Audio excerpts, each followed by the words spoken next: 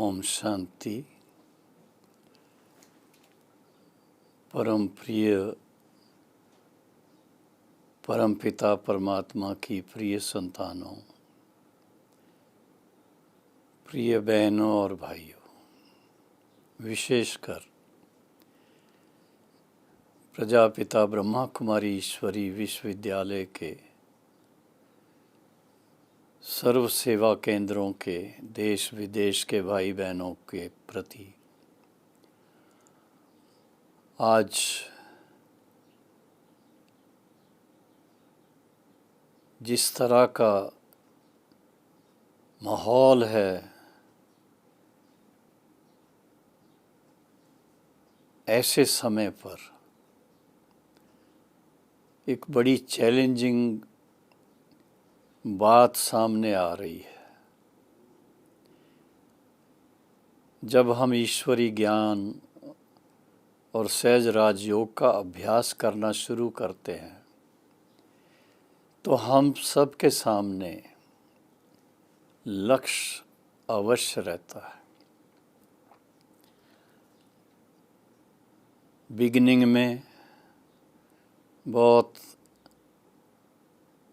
छोटा सा लक्ष्य रहता है, हमारे मन को शांति कैसे मिले, या इसके अलावा मन को वश में कैसे करें। इसके साथ साथ धीरे धीरे ख्याल में आने लगता है विकारों को कैसे जीतें। मन में अगर अशांति होती है, क्रोध आ जाता है, उसको कैसे जीतें। ऐसी बातें शुरू में ज्ञान लेने वाले भाई बहनें जानते हैं, और उसका ये उत्तर क्या मिलता है? उसका उत्तर एक ही मिलता है कि आप अपने सत्य सो धर्म में स्थित हो जाओ। स्वयं को पहले पहचानो, स्वयं कौन है और आपका असली स्वभाव क्या है।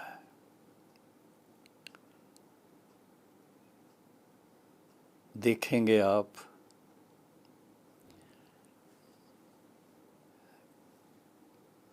सारे दिन में 24 घंटे में अधिकतर आप बहुत शांत रहते हैं। सिर्फ सोने के समय नहीं, कारोबार में भी। लेकिन बीच बीच में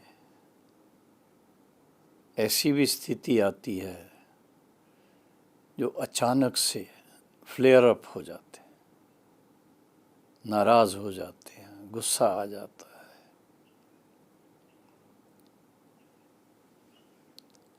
ईश्वरी ज्ञान और सहज राजयोग का अभ्यास करने वालों के भाई के सबके सामने एक ऐसा सुंदर लक्ष्य शिव बाबा ने दिया है ब्रह्मा बाबा के द्वारा कि आप अपने अनादि और आदि स्वरूप को थोड़ा पहचानो। सभी आत्माओं का अनादि स्वरूप जो है वो परम पिता परमात्मा के समान है। जैसे पिता परमात्मा शांति का सागर है, प्रेम का सागर है, तो हम आत्माओं का भी असली स्वभाव शांत रहने का है और प्रेम से व्यवहार में आने का है। लेकिन देखा गया है जीवन यात्रा बड़ी लंबी यात्रा है। चाहे हम आज कलयुग के अंदर ऐसे समय पर हैं जब निश्चित नहीं है कि कोई 100 साल तक जिएंगे या 80 साल तक जिएंगे, आवश्यक नहीं है, बीच में भी जा सकते हैं और 100 से ऊपर भी रह सकते हैं। जैसे हमारी प्यारी दादी जानकी जी 104 वर्ष तक पूर्णतया एक्टिव रह करके और फिर जब देखा कि मेरा ये तन अभी साथ नहीं दे रहा है तो सो इच्छा से कि अब बाबा के पास चली जाती हूँ। जीवन जीना उसकी कला है, जीवन जीने की कला है।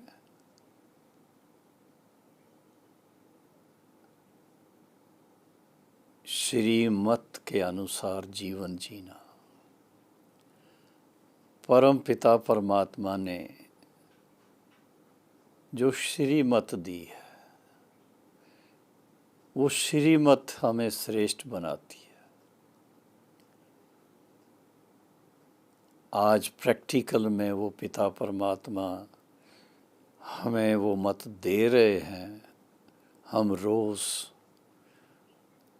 उनकी श्रीमत मुरली के द्वारा प्राप्त करते हैं।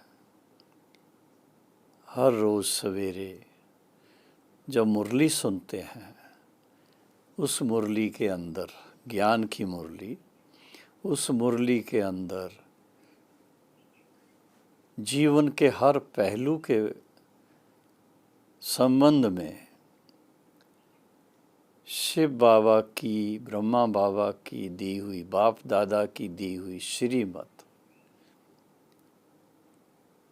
सुन कर के मन को तसल्ली होती है कि अगर हम बाबा की इस श्रीमत को पालन करेंगे तो अवश्य ही हम श्रेष्ठ जीवन को प्राप्त करेंगे। और धीरे धीरे अभ्यास करते करते इस बात पर अटेंशन रखते हुए कि जो श्रीमत हमें मिली है उसको हम पूर्णतया अपने जीवन में लाएं।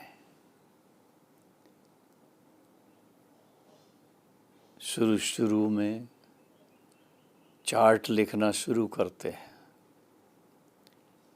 और चार्ट लिखने से ये पता लगता है कि हमारा लक्ष्य कितना ऊंचा,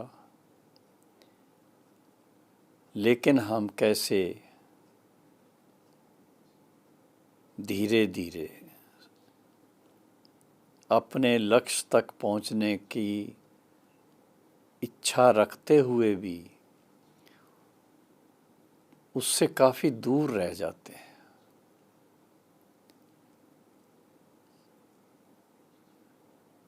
लेकिन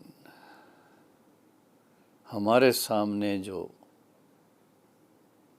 ऐसी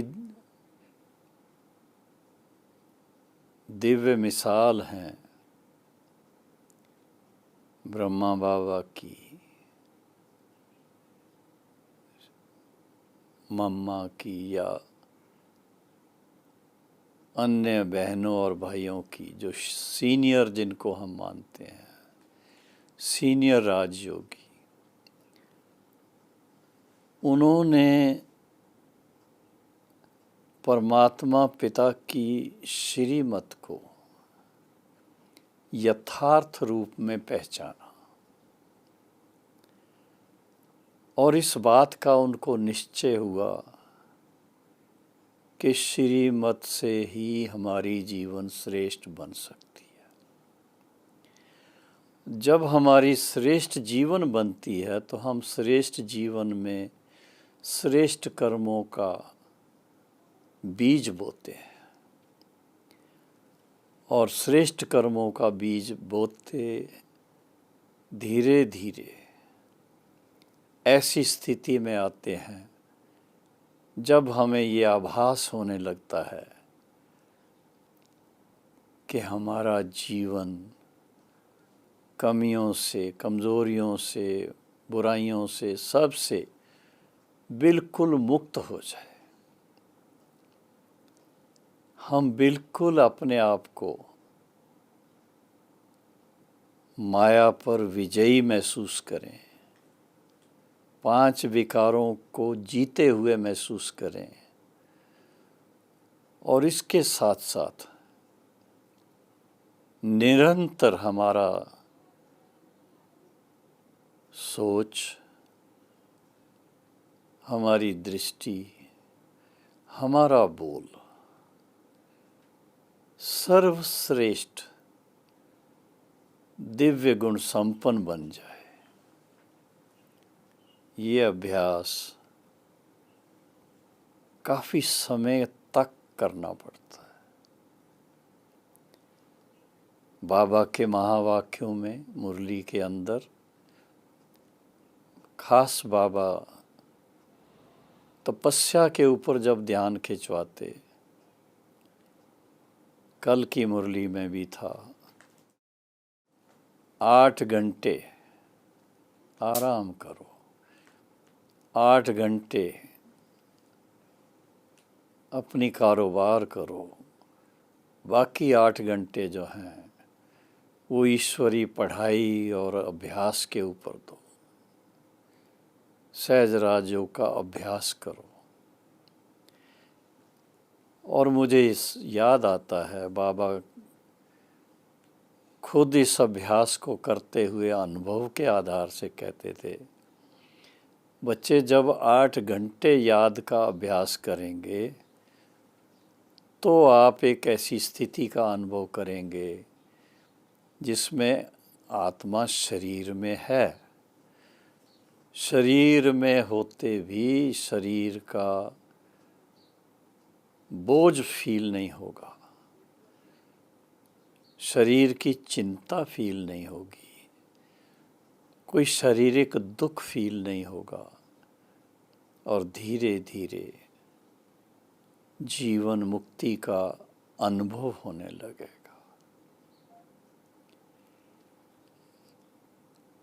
अब जब हम सोचते हैं कि जीवन मुक्त अवस्था आए, उसके लिए तो काफ़ी लंबे अभ्यास की ज़रूरत है, और लंबा अभ्यास है ही ईश्वरी ज्ञान को यथार्थ रीति से समझना और उसको अपने प्रैक्टिकल लाइफ में अप्लाई करना, अप्लाई करके अपने कर्मों को श्रेष्ठ बनाना। कर्मों की श्रेष्ठता का आधार ही है श्रीमत। श्रीमत के आधार से जो कर्म करेंगे वो कर्म श्रेष्ठ होगा। और वो श्रीमत कहाँ से मिलती है?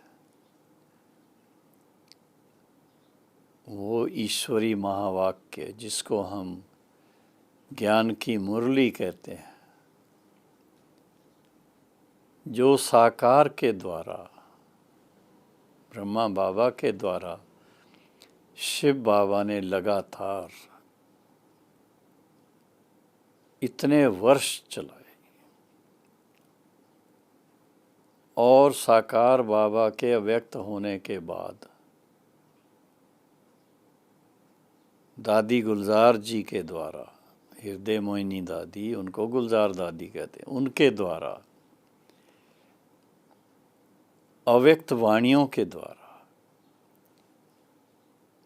वो श्रीमत बहुत बहुत गहराई में समझाई गई है। कर्म की गहन गति क्या है, आपसी संबंधों में किस तरह से एक दो को सुख देने के संबंध में आना है, अपनी दृष्टि और वृत्ति को कैसे सतो प्रधान बनाना है, और निरंतर योगी का अभ्यास करने के लिए हमें कितना पुरुषार्थ करना है। इतनी सहज नहीं है बात, कठिन भी नहीं है लेकिन सहज भी नहीं है, बहुत अटेंशन देने वाली बात है। इसलिए बाबा ने हम बच्चों को समय प्रति समय श्रीमत दी। बच्चे अपने चार्ट पर ध्यान दो, अपनी डायरी नोट करो, अपनी तपस्या का अभ्यास करके नोट करो कितना समय आप तपस्या करते रहे, और उसमें भी आपका मन कितना टाइम एक ठीक से बाबा के साथ रहा। ऐसा जब अभ्यास करते करते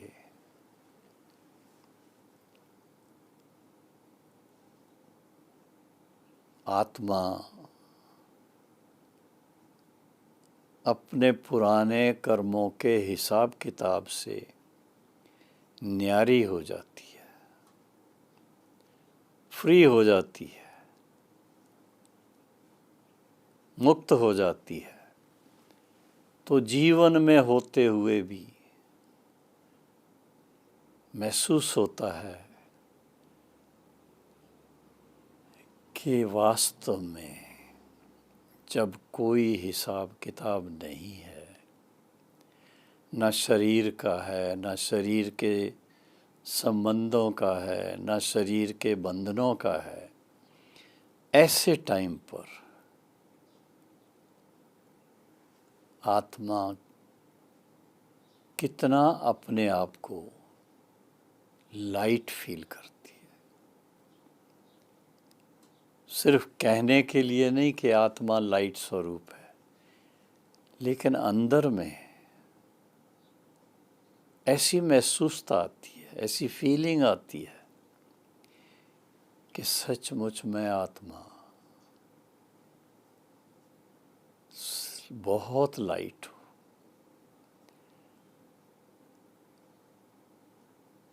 मेरा मन कितना सुंदर है। ये मन मेरा मुझे दुख देने वाला नहीं है, मन मेरा साथी है, सुख देने वाला है। बाबा ने जो कहा, मन मना भाव, मन मेरे साथ लगाओ, इसीलिए कहा कि मन का जैसा संग होगा वैसा उस पर रंग चढ़ेगा। परम पिता परमात्मा के संग में अगर मन लग जाए, भले ब्रह्मा बाबा के द्वारा लगे या डायरेक्ट लगे, और शिव बाबा की श्रीमत में अच्छी तरह से मस्त हो जाए, तो आप देखेंगे कि ऐसे समय पर आंतरिक स्थिति बहुत मीठी लगती है, बहुत शांतमय होती है, बहुत प्रेम में होती है, चेहरे पर सदा रौनक रहती है, खुशी रहती है। जब कोई भी कर्म हमें अपनी तरफ नहीं खींचता है, किसी कर्म का बोझ हमें दबा नहीं सकता है, हर कर्म में हमें महसूस होता है कि हम हर कर्म शिव बाबा की याद में रहकर श्रेष्ठ कर्म कर रहे हैं, तो श्रेष्ठ कर्म का फल भी श्रेष्ठ ही मिलेगा। तो आत्मा बहुत अपने आप को भाग्यशाली भी फील करती है, बहुत लाइट फील करती है, बहुत खुश फील हो करते हैं।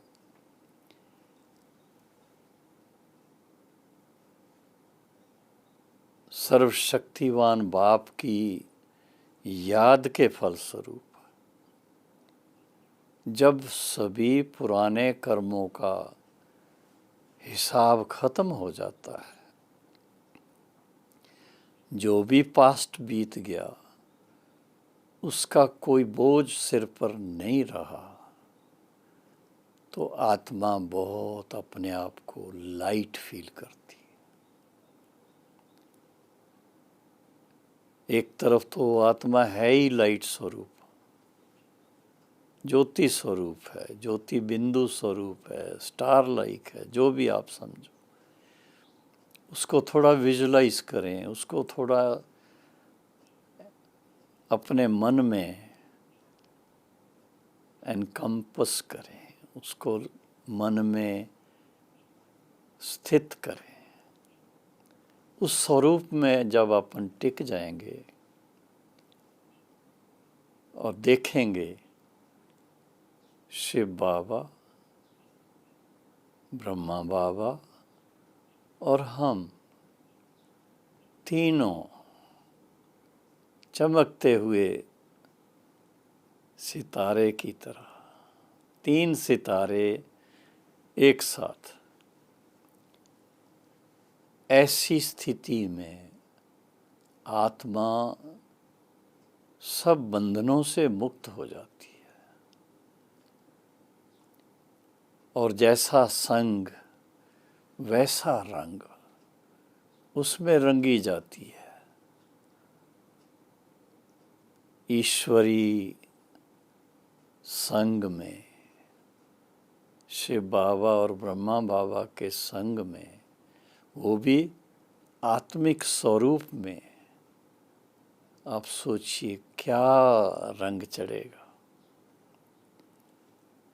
तो इतनी लाइट स्वरूप हो जाती है, इतनी लाइट के कारण उसमें फिर माइट भी आ जाती है। सर्वशक्तिवान पिता के समीप इतनी एनर्जाइज हो जाती है। तो जितनी आत्मा शक्तिशाली बनती है उतनी ही अंदर में सहजता लगने लगती है, स्वयं में बहुत लाइट फील करते हैं। कोई कभी दुख अशांति की बात मन में नहीं आती है, कभी भी किसी के प्रति घृणा की बात मन में नहीं आती है, 5 विकारों का नाम निशान तक मन में नहीं आता है। ऐसी जब स्थिति होती है उसको कहते हैं जीवन में होते हुए इन 5 विकारों से या इनके पास्ट के भी हिसाब किताब से पूर्णतया मुक्त हो जाती है। तो जीवन में होते हुए लेकिन नेगेटिविटी से मुक्त, कमियों से मुक्त, बुराइयों से मुक्त, और कोई ऐसी मन में इच्छाएं नहीं रहती हैं, इच्छा मात्रम अविद्या हो जाती है। क्योंकि जीवन मुक्ति की स्थिति में सब कमियों से मुक्त हो जाते हैं। और जीवन मुक्ति अर्थात संतुष्ट आत्मा, श्रेष्ठ आत्मा, स्वच्छ आत्मा, सदा एक रस बाप समान स्थिति के अनुभव में रहने वाली आत्मा। ऐसी स्थिति बनाने के लिए काफ़ी समय का अभ्यास चाहिए।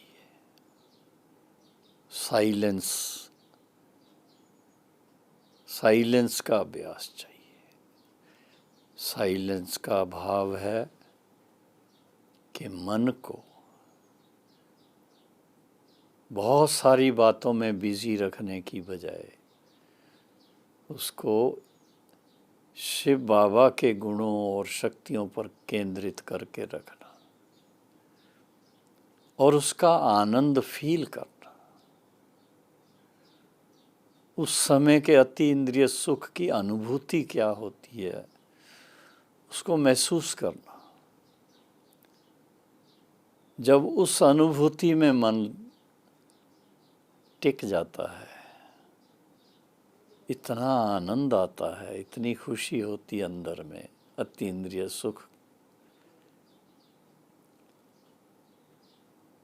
तो लगता है ये है जीवन जीने की कला। जीवन हो तो ऐसा जिसमें इतना आनंद हो, स्वयं के प्रति इतना सम्मान की भावना हो, अन्य के प्रति सबके मान की भावना हो, अपनेपन की भावना हो, न किसी से भय, न किसी पर क्रोध, न किसी से कुछ लेन देन का हिसाब किताब, सबसे परे चले जाते हैं जीवन में। जीवन के नित्य कर्म, जीवन के रोज का कारोबार सब करते हुए, लेकिन ब्रह्मा बाबा की तरह जो लक्ष्य रख करके कि 8 घंटे बाबा के साथ मन लगा करके माया जीत बनना है, जगत जीत बनना है, उस आधार से ही अभ्यास और अभ्यास का फल, काफी लंबा अभ्यास चाहिए। कोशिश करके देखो। मैंने खुद अपने शुरुआत के दिनों में प्रैक्टिकल में ऐसा करके देखा। सवेरे 4 बजे से 8 बजे तक बैठकर बाबा के साथ मन लगा करके एक टिक हो करके बैठना, और इसी तरह से शाम को 8 से 12 बजे तक एक टिक हो करके बैठना। लगातार 1 महीना जब अभ्यास किया तो देखा कि उसमें बहुत बहुत शक्ति थी। वो शक्ति थी योग बल की। परमात्मा के साथ मन लगाना वो है सहज राजयोग का अभ्यास, और उसके फलस्वरूप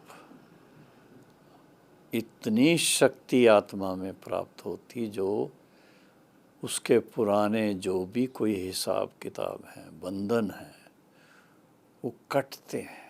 आत्मा को महसूस होता है, प्रैक्टिकल में फील होता है कि क्या आनंद है जब हम बंधन मुक्त हो जाते हैं। तो जीवन मुक्ति को प्राप्त करना अर्थात जीवन में कोई भी बंधन ना हो, और वो तब हो सकता है जब इस संसार में रहते, इस संसार में जो भी आकर्षण की बातें हैं उनसे उपराम रहे, उनके अंदर लगाव ना हो, ना व्यक्तियों में ना वैभवों में, किसी में भी लगाव ना हो।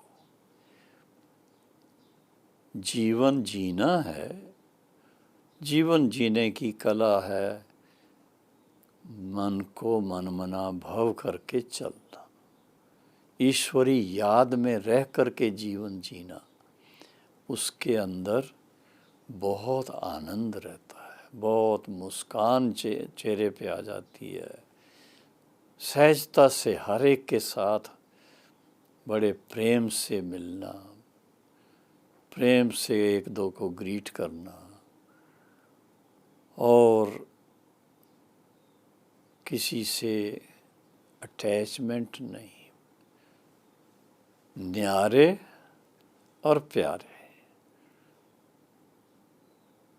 सबसे न्यारे और फिर सबसे प्यारे, सबसे प्यार। ऐसी बेहद की स्थिति जिसने प्राप्त की उसको कहेंगे जीवन मुक्ति को इन्होंने प्राप्त किया है। वो संस्कार हमारे साथ चलता है, और जब हम सतयुगी जीवन में पहुंचते हैं, देवता स्वरूप में होते हैं, तो न्यारे और प्यारे रहते हैं। वहाँ पर कोई भी बंधन नहीं होता है, कारोबार सब होती है,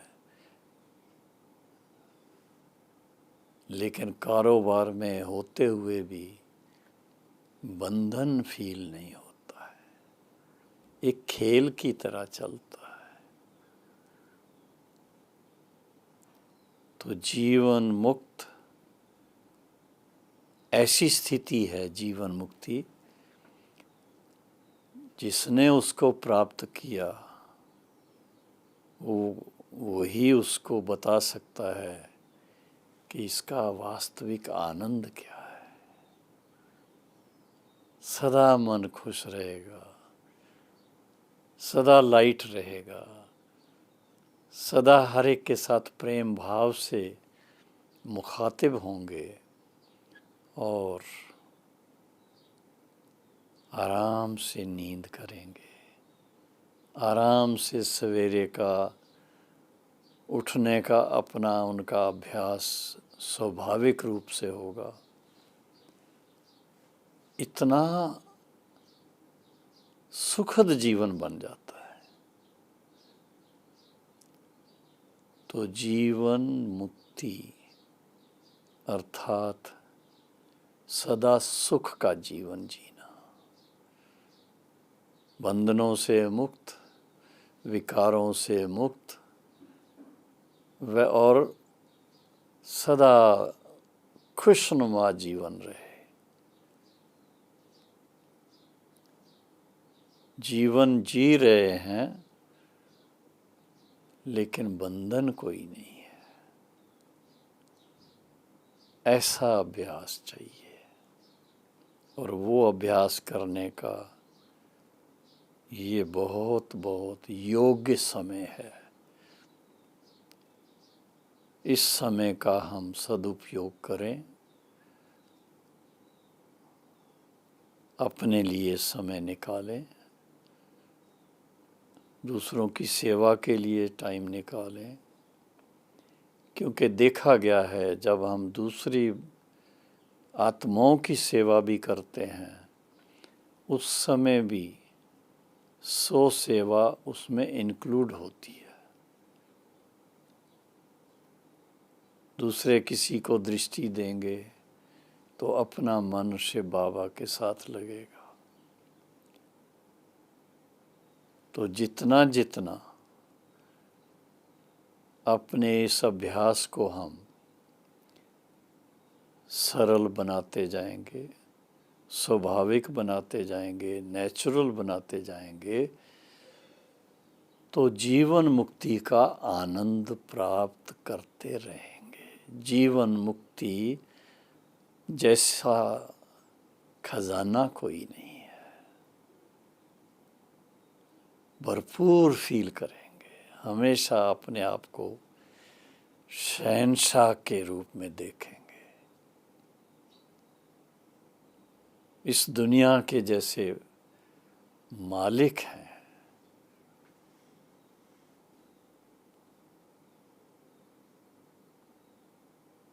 बड़ा आनंद फील होता है, बहुत सुख महसूस होता है।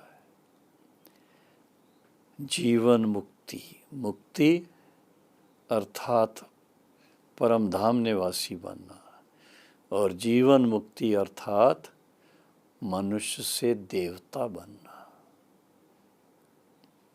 तो मानुष ते देवता किए करत न लागे वार, ये महावाक्य गुरबाणी के हैं।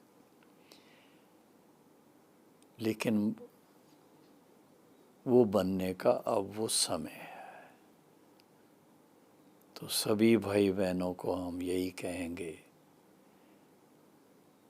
ऐसा दिल से, ऐसा प्यार से बाबा के साथ मन लगा के अभ्यास करें कि पुराना कोई हिसाब किताब हमें अपनी तरफ खींचे नहीं।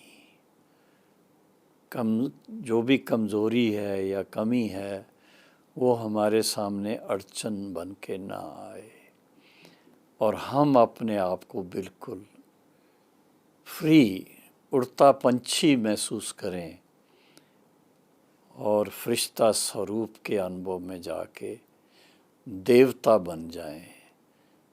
ये है जीवन मुक्ति का आनंद, ये है जीवन मुक्ति का अनुभव।